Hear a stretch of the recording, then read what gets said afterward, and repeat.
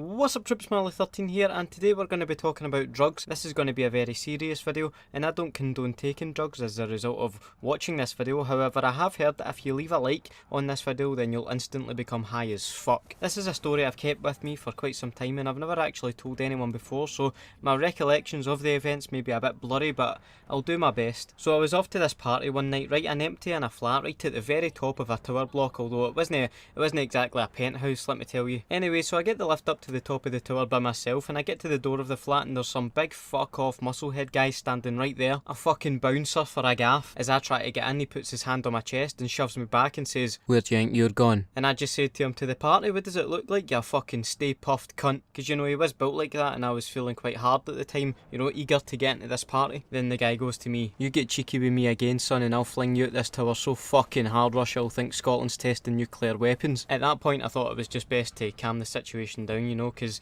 you know, I quite like being unexploded. So he starts patting me down as you'd expect at a club or that, and he says, "Do you have any drugs on you?" I said no, and he says, "What are you, a fucking gimp? Read the fucking sign." And at that point he did clearly point to a sign that says, "No drugs, no entry." Well, at this stage, after getting knocked back, I'm getting the lift down just thinking, fuck's sake. And just as the lift door opens at the bottom, I'm met by none other than Gary fucking McKev, I shit you not.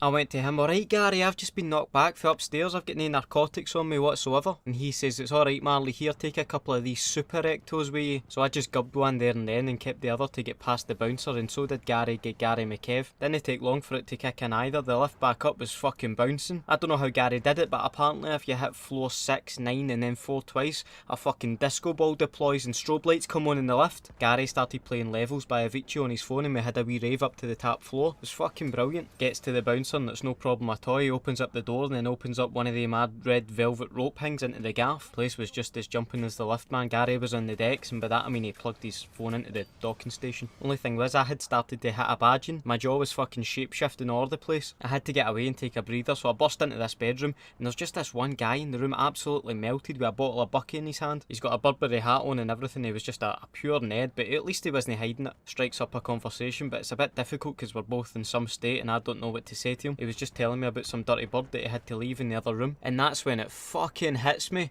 Hunger, I'm fucking starving. So I said to the guy, "Be back in 2 minutes mate, I'm away to get some chicken." So I goes away into the kitchen to get some chicken, but as I'm eating it I'm starting to see all sorts of fucking mad colours. I'm starting to get more and more para with each bite until some random guy comes up to me like, "Oh no, don't eat that chicken." I said, "How?" And he said, "Acid, we laced it with acid." I was like, "What the fuck do you do that for?" And he replied, "Because we thought it pure laid dragon eggs or something." And I said, but it was dead." He says, "What?" I says, "How's it meant to lay eggs if it's dead?" I had to take it out the fridge to eat it. It's in wee bite-sized slices, mate. And he said, "Oh, I thought it was just chilling out in there." We both started fucking pissing ourselves laughing. But that's when I told him, "Right, enjoy the rest of your night, my man. I need to get out of this kitchen. The oven's trying to talk to me about Fitbit, but I can't be arsed." So I walked back into the bedroom where I met that guy earlier, fucking out my head on super ectos and acid chicken. He said to me, "Did you get something to eat?" Aye. And I was like, "Aye, I was a bit of a bad boy. I just nicked someone else's acid chicken." And then it hit me. I said to him, "Wait, are you DJ Bad Boy?" And he said, "Aye." The minute I said that, I went off my fucking nut. Pure tried to get a selfie with him with a PS3 controller as a camera. He was so steaming, but I had to try and convince him to do the ultimate collab. I was like, "Gary fucking McKev is in that other room. You need to make a pure tune together, man. It'll be Dino." He's like, "No, no." I was begging him so much. I was like, "I'll give you this super ecto if you agree to make a tune with him." He didn't even say aye. He fucking straight up gubbed the thing and said, "Here we fucking go, Marley." I was like, "Yes." But just as he said that, the fucking room walls started closing on me like that scene for Star Wars, and I'm like, fuck. DJ Bad Boy, get out of here and save yourself, and you better make that collab. I push him out the door to save him, and as soon as the walls close in on me, everything just goes pitch black. Next thing I know, I wake up in hospital 3 days later.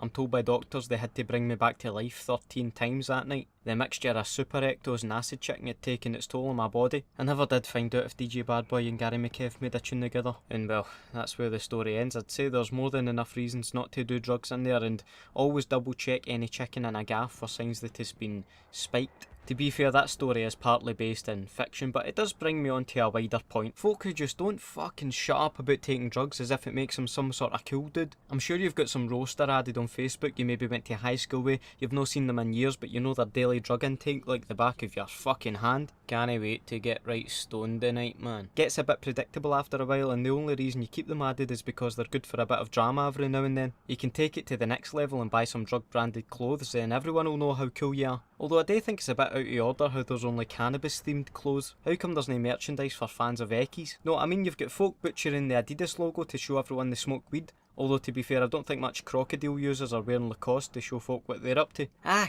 don't know, this video's been so daft up to this point. I suppose some of you will actually be wanting my real opinion on drugs, and I guess I'm in the camp that people can do what they want with their bodies, you know. I don't want to get in trouble with the YouTube police or anything, so I will say that I don't endorse taking drugs in any way. But I'd say there's a growing opinion that if drugs were legal and regulated, you wouldn't get pills filled with all sorts of shit, you know, the stuff that can kill people. And as in some states in America, the country would make a shit ton of money from it, so there's that as well. Overall though, my main issue with drugs and drug addicts is that they're treated like criminals and not addicts. I know we're getting pretty serious here, but it is quite annoying that there's so much time and money spent on sending people with drug problems to prison. What's the fucking point? Why not spend that money helping them get better and contribute to society? That's really why I've never done a video on junkies, as folk have requested quite a lot actually, because I personally don't really like that word or use it myself. Having said that, I know I've made jokes myself that could be quite close to the bone, I know, but you know, junkies are people too. Both that get quite fucking heavy there for a Marley 13 video. Well, considering the video started off with some